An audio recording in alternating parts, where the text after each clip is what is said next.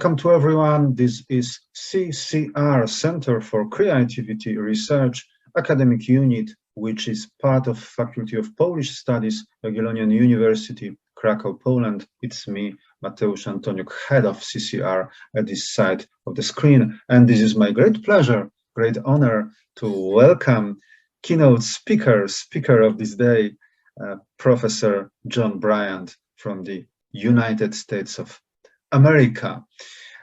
Speaker that doesn't need to be introduced.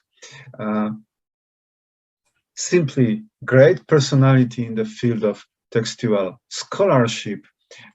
Let me remind what we probably all remember, author of important book published in 2002 by University of Michigan Press, a book entitled The Fluid Text, A Theory of Revision and Editing for Book and Screen, a monograph that proposed and established the new, very innovative, very influential paradigm of thinking about textuality, and maybe not only about textuality. By the way, what I have in my hand, what you can see now on your screen, is the Polish translation of Fluid Text, performed by Łukasz Cybulski, a translator who is my Polish colleague from Warsaw, and who is also associate member of CCR. It's really great to have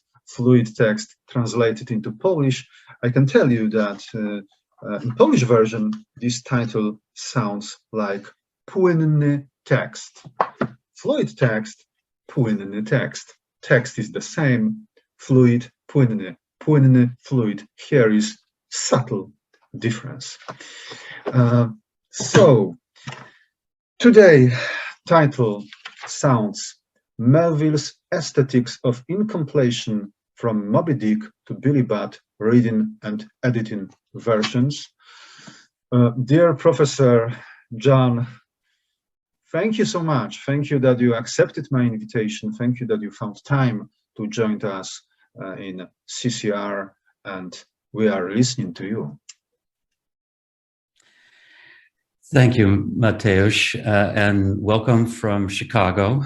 And thank you for your very kind introduction. It's humbling to realize that it's been 20 years now that the fluid text has come around, and I was very excited when Łukasz approached me a couple of years ago to do a translation, the first translation of the book, and that translation into Polish, so that and that request came out of the blue, and I'm very grateful for his work and consistent, persistent work on the project. And we had a good time also talking about ways of translating certain terms and creating out of that translation yet another fluid text, an instance of that book. I am talking to you from Chicago, which is a great American city, and part of its greatness is its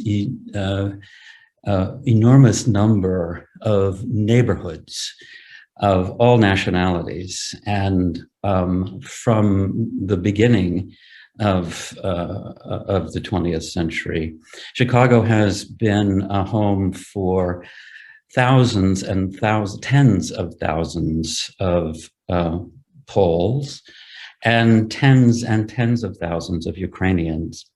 So we see here in this city a great deal of anxiety, fear, and concern about the events in Ukraine, and also a great deal of warmth and feeling for the Polish nation and its accepting of refugees, over 2 million, upwards of 4 million refugees from Ukraine. Each week, we are seeing more and more news from about the Russian invasion, and it is extremely unsettling.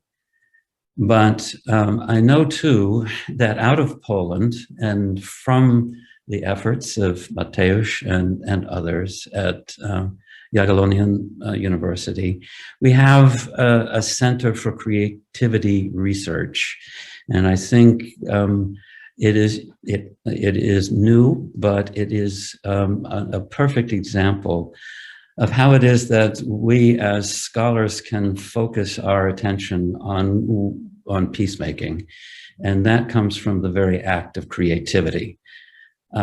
We research it, we interpret it, we look into it, we discover more and more about the human capacity to write, to revise, to recreate ourselves, and to become fluid texts as a culture. And so I think it's very fitting that that we gather together under these circumstances to celebrate various forms of creativity. Thank you so much. Thank you, John. It was a very important and beautiful comment. If I may add something, just 4 months ago, in December 2021, last December, we had in CCR 2 lectures given by our Ukrainian friends, Ukrainian associate members of CCR, Olena Haleta from Lviv and Dmitro Yesipenko from Kiev, and they were speaking of the Ukrainian literature seen from genetic perspective. Now, our warmest thoughts are with them, I think. And I remember that we ended this Ukrainian event. It was December, as I said. So we ended this event with best wishes, Christmas wishes and New Year wishes. We wished us all Happy New Year, Happy New 2022 New Year. And of course, this year isn't happy, as we know. Today is our second event after the Russian Federation's invasion of Ukraine. The first was in March, last month, early March, just in the first days of the war. And when I was preparing to this event, I knew that I had to wanted to start with some comment on this tragical situation, comment that was very difficult to construct. And I was looking for the language that would be able to refer to the Ukrainian tragedy and that would remain in relation to our field, the field of textual scholarship. And I want to say that I found this language in your book, in the last chapter of your fluid text, chapter that was written immediately after the tragedy of WTC, World Trade Center, tragedy of 9/11. In the final chapter, you write about the fluid text, but not about the text of Melville's prose work, but about the fluid text of New York City, which was edited by the terrorists who removed the 2 towers from the city. Using the same metaphorical paradigm, I was speaking in March, 5-6 weeks ago. I was speaking about the fluid text of Ukrainian cities, about the Freedom Square in Kharkov, heavily destroyed by rocket attack. I was speaking about the Babi Yar Holocaust Memorial Complex, a place commemorating the massacre of Jews during the Second World War, which was struck by the bombs. And I was speaking about the city of Kiev. And of course, what is very tragical, 5-6 weeks later, the scale of destruction is much bigger in terms of geographical range, but also in terms of intensity. And we all know what is behind the destructive texts of the city. killed people there are. In December 2001, you described in the final chapter of Fluid Text the WTC zone as a still hot graveyard for 3,000 people. Number of this massacre, number of these numbers of this Ukrainian tragedy are still open, are still growing up.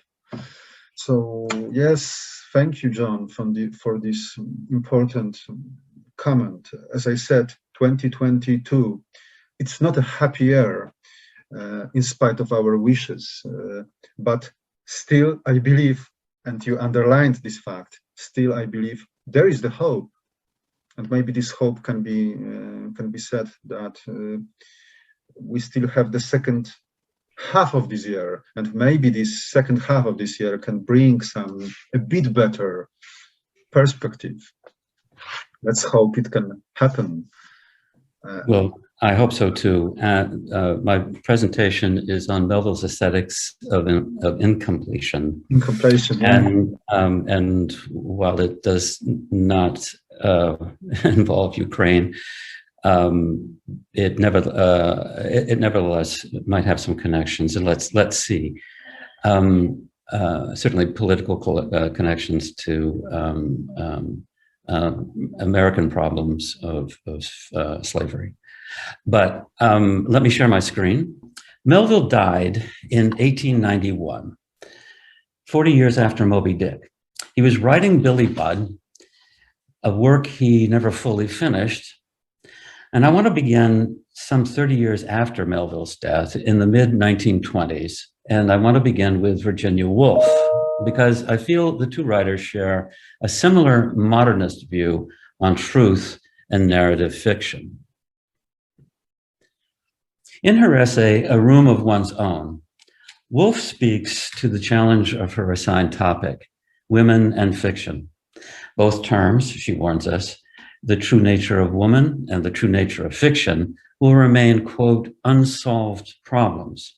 Instead, she will focus on what a fiction writer needs, money and a room, and on the train of thought that brings her to these unexpected objectives. Now, part of the problem of this diversion from her assignment on woman and fiction is that given, quote, any question about sex, one cannot hope to tell the truth. And yet truth is the object to which writers aspire. Similarly, in Billy Budd, Melville wrote that truth will have its, quote, ragged edges and can only be given to readers through what he called indirection. In Woolf's words, this modernist narratorial gambit comes across more directly. She says, lies will flow from my lips, but there may perhaps be some truth mixed up with them. It is for you to seek out this truth and to decide whether any part of it is worth keeping. The modernist strategy of making readers follow a train of thought, her words, or stream of consciousness in emulation of the workings of a mind is also, for Melville, as much as for Woolf, a version of his creative process, one that for Melville was guided by what I call an aesthetics of incompletion, accompanied by a practice of narratorial indirections, diversions, deceptions, or lies, if you will. How Melville wrote and revised to achieve this rhetorical strategy of indirection takes us into biography and the evolution of his thought through versions of his works, a process that reveals unexpected awakenings and unanticipated inventions, the decisions and indecisions within a writer's evolving cultures. The broader reality of the textual condition is that written works are fluid texts. They evolve through sequential versions due to different kinds of authorial, editorial, and adaptive revision, so that the full scope of a given fluid text represents the interpretable collaborations of a writer writing, editors editing, and adapters adapting. Because fluid texts evolve through stages of development, their sequential versions are aspirational exploratory, experimental, self-probing, perpetually tentative, even censorious, and essentially incomplete at all subsequent stages until by fiat they are declared done. Revision is the engine that drives a work through stages of productivity, blockage, and surrender that may lead to publication. But those stages also involve shifting redefinitions of intended ends.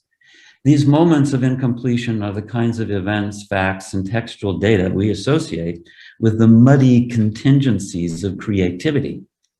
How then might we observe Melville's aesthetics of incompletion, edit its unfoldings, and interpret them? For Melville, incompletion was a condition of both self and art. In an 1851 letter to Hawthorne, he compared his process to peeling the layers of a flower bulb. He said he was, quote, unfolding within myself, and that in writing Moby-Dick, he was coming, quote, to the inmost leaf of the bulb.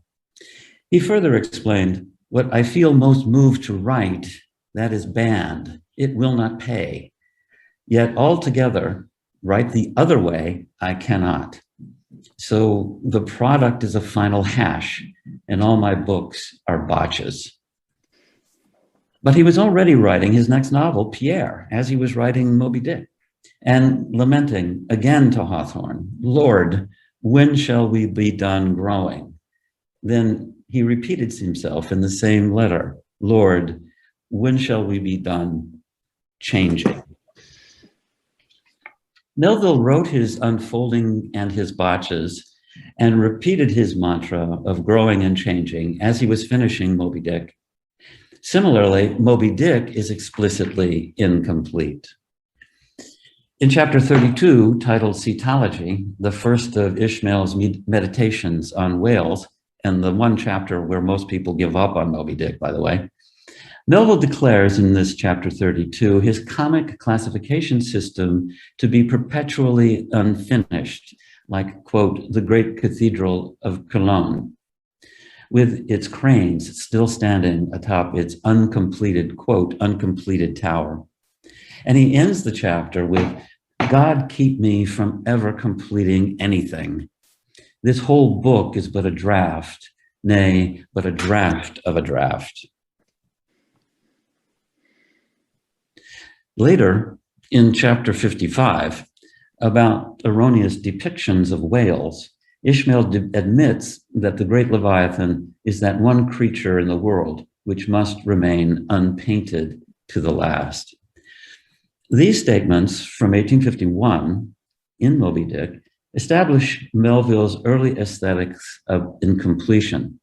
But in 1891, as he was nearing death and composing Billy Budd, Melville's unnamed narrator, anticipating Woolf, explains that the symmetry of form attainable in pure fiction cannot so readily be achieved in a narration, essentially having less to do with fable than with fact.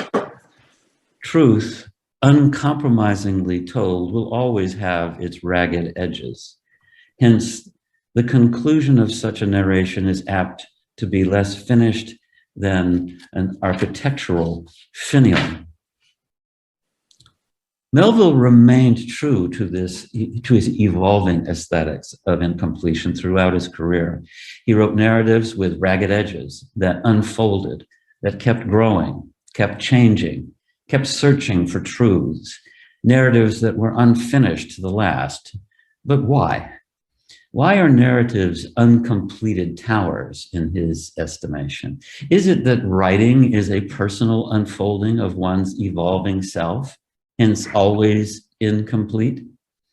Is it that despite writing authentically out of himself, readers and publishers conspire to expurgate his books and thereby botch them? Is it that language deconstructs? It can only approach the thing it attempts to represent, and therefore can only be ragged. If we are to read Melville, or any writer for whom writing is an unfolding of mind and culture through revision, including modernists from Yeats, Eliot, and Pound to Joyce and Woolf. If we are to read Melville, we can address the problem of incompletion in three ways: psychologically, sociologically, and philosophically. Let's begin then by asking three different kinds of questions. Is this aesthetics of incompletion a condition of the mind, and perhaps even humanistically pathological? Is it a rhetorical accommodation in resistance to a recalcitrant culture? Is incompletion a condition of language? Which approach do we follow? Well, of course, the answer is at least all three. Maybe there are more. Certainly there are.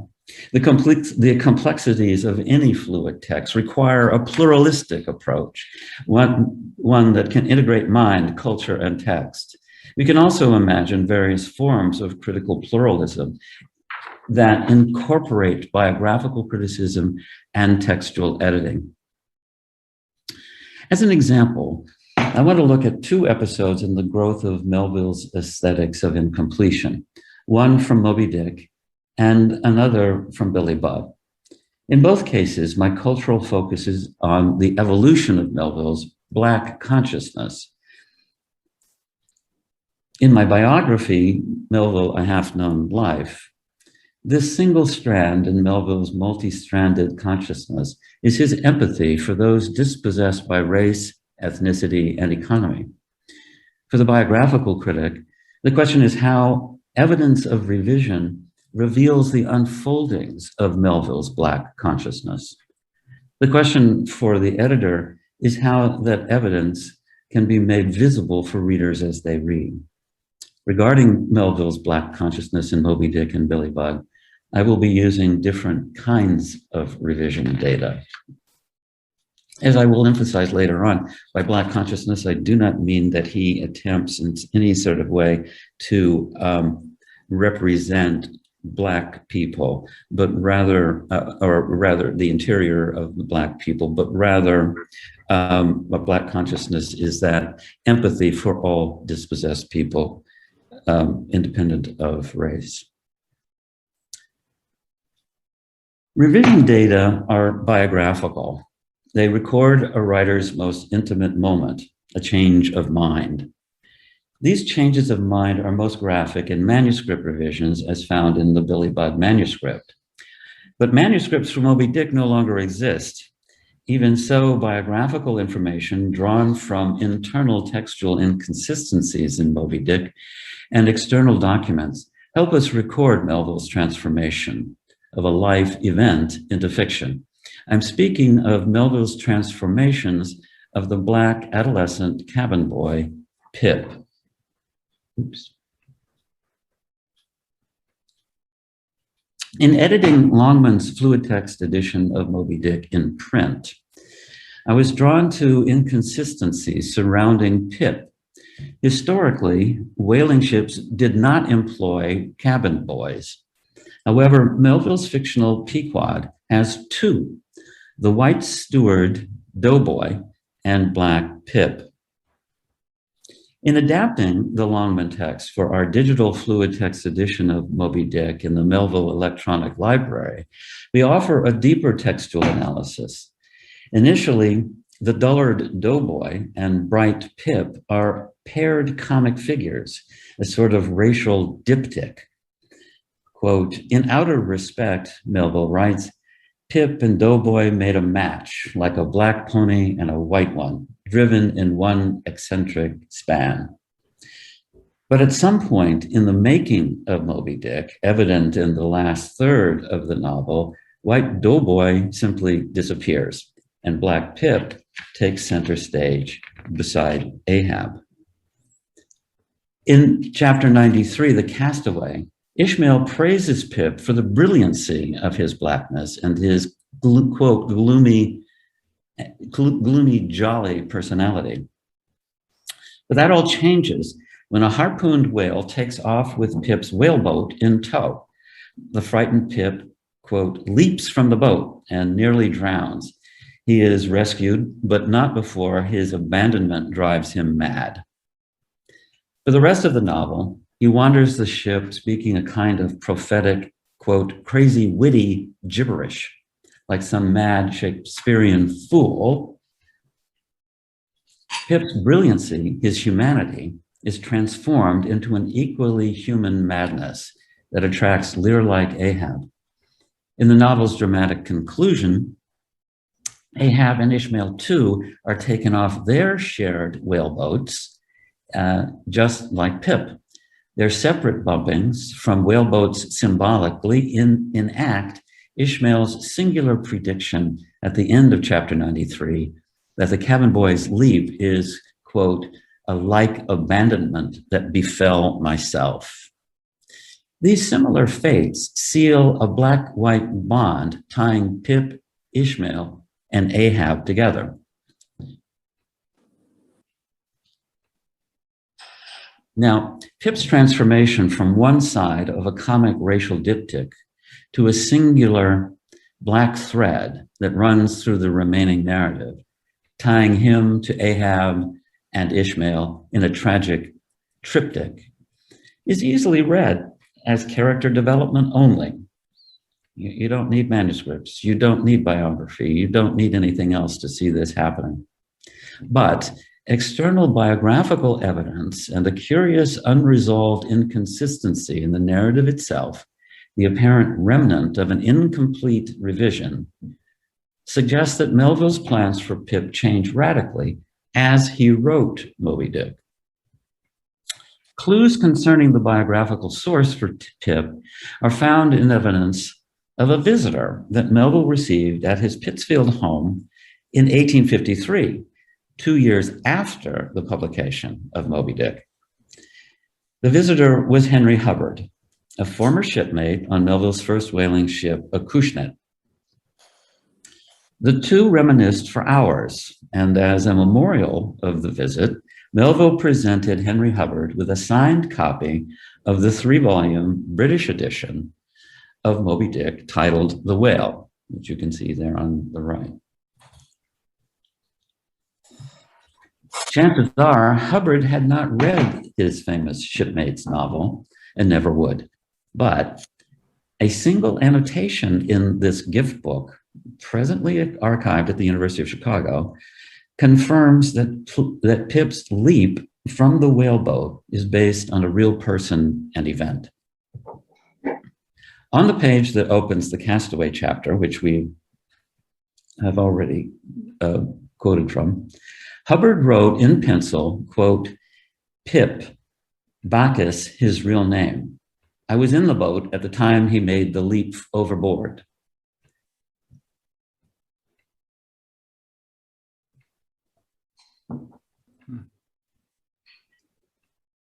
The existence of this one and only one annotation in this book it suggests that Bacchus had been a topic of conversation during Hubbard's visit, that Melville showed him Pip's defining chapter 93, The Castaway, in the gift copy, and that Hubbard later recorded his personal witnessing of the event in the bottom margin of the chapter when he went back home. And another external document adds more detail. After Hubbard and Melville parted, Melville composed a list that he titled, quote, What Became of the Ship's Company of the Whale Ship Acushnet. Included,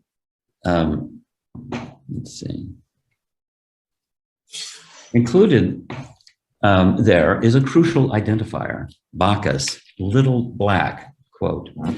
Apart from indicating Bacchus's race, this entry word, little, suggests that Bacchus was not a cabin boy, he would have been identified as cabin boy, but a diminutive adult sailor. Ship's records have further identified him as John Bacchus. Now, how does this external biographical fact of John Bacchus affect our reading of Moby-Dick? First, his leap tells us that Melville did not invent Pip simply to answer an aesthetic need for a sympathetic foil for Ahab. Instead, he transformed shipmate Bacchus into Pip to address personal needs. His first transformation was to convert the little black adult into a black cabin boy. Now, here's a problem. This conversion is not a racial infantilization of Bacchus, but a crafting of Pip to resemble Melville's own boyhood. In 1832, when Herman was 12 and about Pip's age, Melville's father suddenly died after a period of fever-induced derangement. He was ranting madly in his last week. Though Henry Hubbard's annotation does not disclose the psychological effects of Bacchus's leap, Melville makes a point of showing how the gloomy, jolly Pip, who takes the same leap, becomes crazy witty or deranged, not unlike Melville's father in his final weeks. In effect, Melville was reshaping adult Bacchus, his father, and himself into young adolescent Pip to reflect his own sense of abandonment. In bringing the little black Bacchus closer in age to himself at the time of the loss of his father, Melville also associates himself with the condition of being black. By inhabiting Pip, Ishmael does not play the role of a black person, but adopts a black consciousness of psychological and cultural dispossession.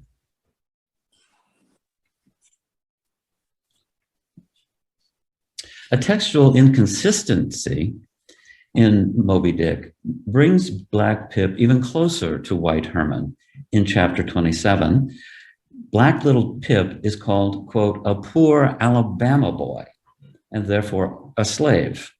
Whereas in chapters 93 and 99, Pip is called, quote, a native of Tolan County, Connecticut. Perhaps Bacchus had disclosed his home to Melville at sea, and that fact would be memorable because Tolan County is adjacent to Melville's home in Berkshire County, Massachusetts. The two counties are on the same state border. And that's where Melville wrote Moby-Dick. Regardless, the internal inconsistency of Pip's original home in Alabama to Tolan County suggests that Melville's conception of Pip evolved through different versions of blackness, a slave, enslaved person, or a free black. Originally, Pip's Alabama blackness associated him with abject Southern Southern slavery. Later, his Connecticut blackness defines his Northern freedom and closer identity to Melville and his predominantly white readers. In transforming Bacchus into Pip, Melville was able to work through his adolescent father loss and adult Ahab anger while nurturing a black consciousness that had been growing in him since childhood. He was showing himself and his readers how a black life matters. Now, the transformation of Pip late in the composition of Moby-Dick is part of a pattern of eruptive revision in Melville's empathetic black consciousness that we also find in the late insertion of an African sailor, not African-American, an African sailor during the composition of Billy Budd. Now, Billy Budd is Melville's last prose work, left in manuscript at Melville's death in 1891 and published posthumously, but not until 1924. That would be 5 years before Virginia Woolf wrote A Room of One's Own. It is finished in its narrative arc, but uncompleted in its myriad manuscript revisions. Its composition history is itself a marvel of incompletion, involving 8 stages of micro-revision and 3 macro-revisional growth spurts, each resulting in a distinctive version. The novella was first conceived, astonishingly, as a ballad sung by an experienced and a mutinous sailor, part of the gun crew below decks, referred to as, quote, beauty, he is about to be hanged for this crime of mutiny. And affixed to the poem was a brief explanatory headnote in prose. But the headnote evolved in sequential stages and versions. Melville replaced the headnote and revised Billy in both the poem and in several added chapters of prose to replace the headnote, thereby transforming him from an older and guilty mutineer into a youthful foretopman above deck, now falsely accused of mutiny. Melville also added chapters on Billy's false accuser, the master-at-arms, John Claggart. Now later, Melville added more chapters on the admirable but detached Captain Vere. Along the way, he added narratorial interventions that modulated his narrative voice. The resulting prose and poem novella, which we read today, gives us a charismatic, peace-loving sailor, Billy, falsely accused by an iniquitous petty officer, Claggart, and unfairly tried and tragically hanged by a misguided father captain, Vere. Billy Budd begins by introducing the handsome sailor, I'm quoting that, as a maritime type, universally loved for his, quote, strength and beauty and masculine, quote, masculine conjunction of, quote, comeliness and power. And when I say I'm putting quotes around handsome sailor, this is the term that Melville both uses, but I think in some sense is inventing. Melville's manuscript shows that originally Billy was the only exemplar of the handsome sailor type. Initially, Melville had also characterized him as a, quote, forecastle hero. And you see it should be spelled there. Let's see. Okay, wait a second.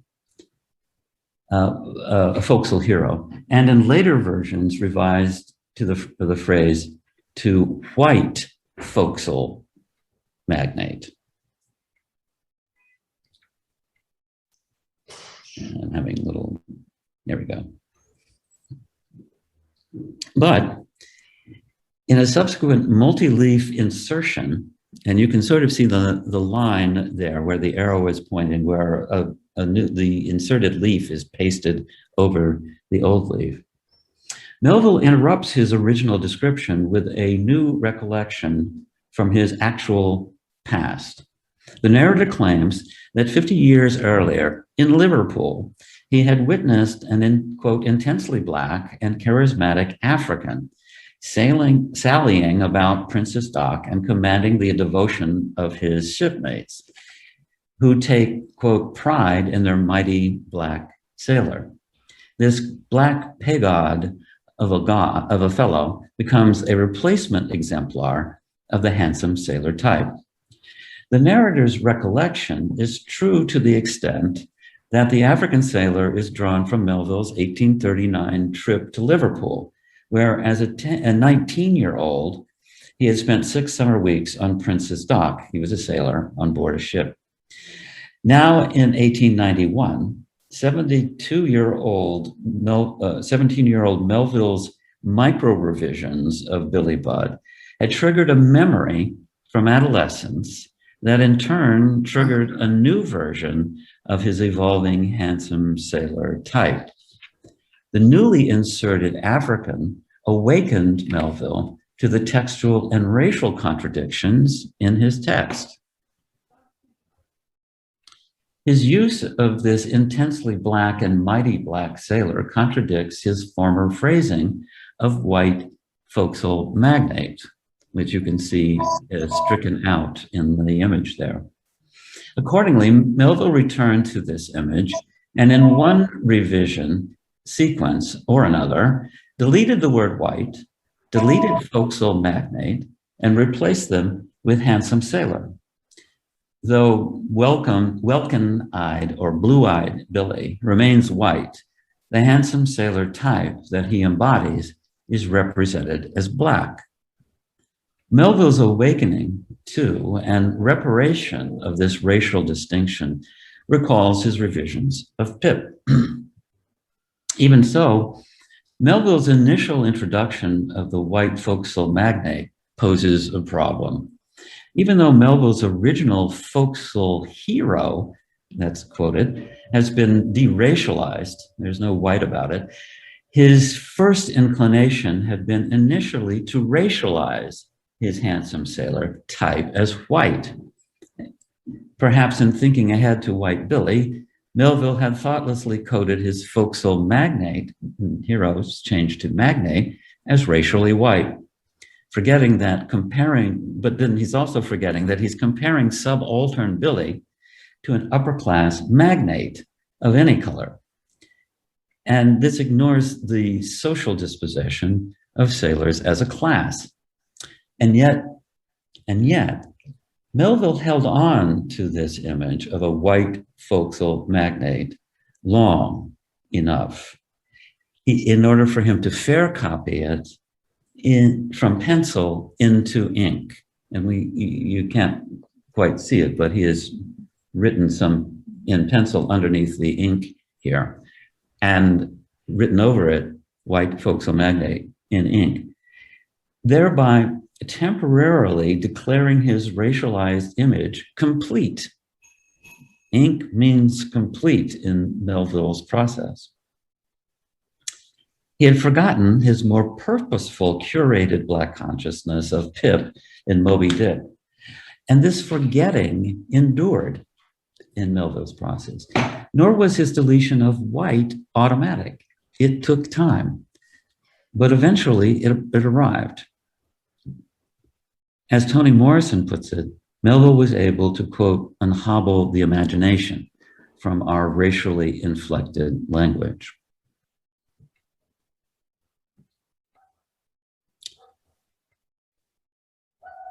Melville's evolving narrative voice is also evident in late manuscript revisions in Billy Budd. In some cases, as with Melville's added African Sailor of Liverpool, 1839, memory intrudes upon narration, transforming an omniscient third-person voice into a detached yet intrusive speaker who approaches first-person narration. Never a character in the action, this voice nevertheless becomes a vexed observer of the, quote, ragged edges of his own narration. And like Woolf, he defers judgment to the reader. One scenario in the evolution of Melville's vexed narrator involves his revision of his title for Billy Budd, and what I call Melville's parenthetical. Now, Melville's initial title for Billy Budd was Billy Budd for Topman, What Befell Him in the Year of the Great Mutiny, etc. It promises a historical narrative. However, late in his process, Melville revised both title and subtitle in pencil to something more biographical, Billy Budd Sailor, an Inside Narrative. The original subtitle, What Befell Him, and its provocative, etc., suggests a historical sea narrative with no hint of psychological trauma. Billy's victimization by Claggart's iniquitous envy and by Vere's misplaced class fear of his own crew. As Melville revised these three characters, his narrator becomes less reliable in his attempts to penetrate each mind. In chapter 11, for instance, itself a late-stage addition, Melville's narrator tries to comprehend Claggart's antipathy for Billy, but stumbles over, quote, the mystery of his iniquity.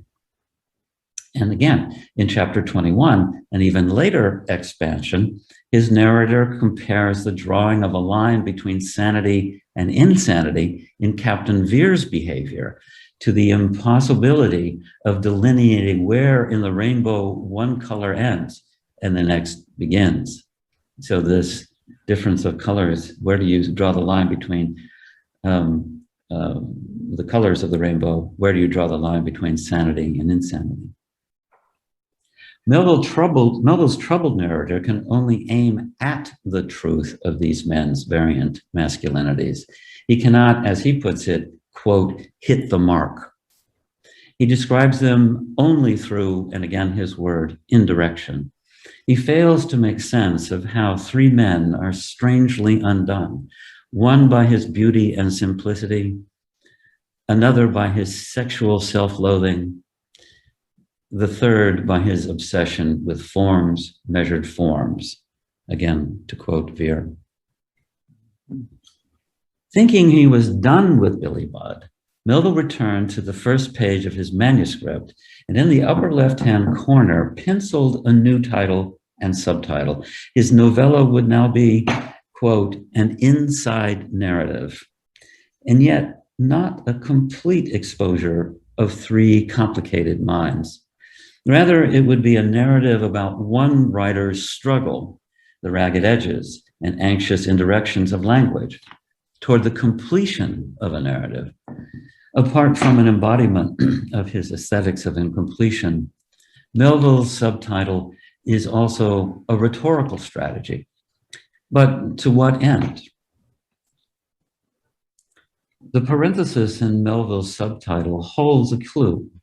In manuscript, the surrounding parenthetical marks appear in distinctly darker pencil than the hasty inscription of the subtitle itself. Notice that the right parenthesis is more precisely shaped than the left because it has been squeezed into the tight space between the word narrative and the bubble circling the insertion. The parentheses are an insertion within the bubble insertion, a revision within a revision. Does this revision sequence have interpretive value? Does this second thought sequence have interpretive value? Without the parentheses, the subtitle merely identifies a genre, something akin to, quote, A Story of Wall Street, which is the subtitle to Bartleby, the Scrivener. But with them, we have something more like an aside in drama. That is, words muttered confidentially by an actor on stage for the audience's ears only. In this case, Melville's parenthetical is an intimate disclosure that hidden truths are coming. Billy Budd gestures toward inscrutable human problems. Why is beautiful, manly Billy unmanned? Why must Claggart kill this beauty? Has Veer gone mad? And yet, the novella leaves all answers hanging. Melville's rhetorical subtitle is a promise unfulfilled. More than a stage direction, his parenthetical subtitle is a staged indirection, a purposeful incompletion. So I'm going to conclude. To see the arcs in Melville's creative process, we need to edit his revisions. How then do we edit revision? Standard editions remove the period in Melville's parenthetical, transforming it from an aside to a conventional subtitle that just happens to be surrounded by parentheses. More problematic is that previous genetic transcriptions designate the Melville's parenthetical as original inscription, not as insertions within an insertion, not as Melville's second thought.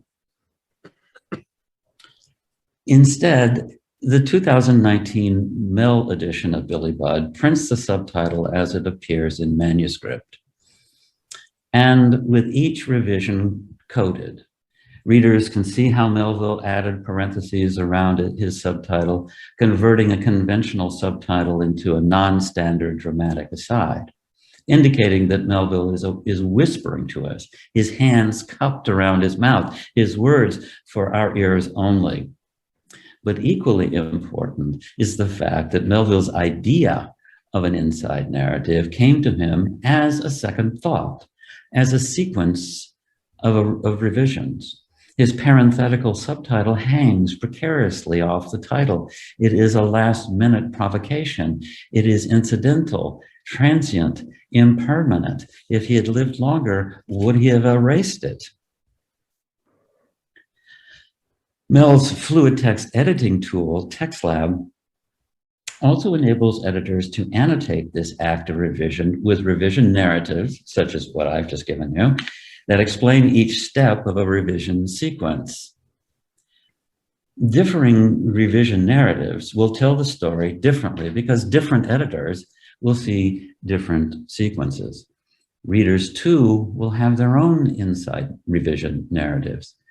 And a fluid text edition enables readers to engage in revision discourse.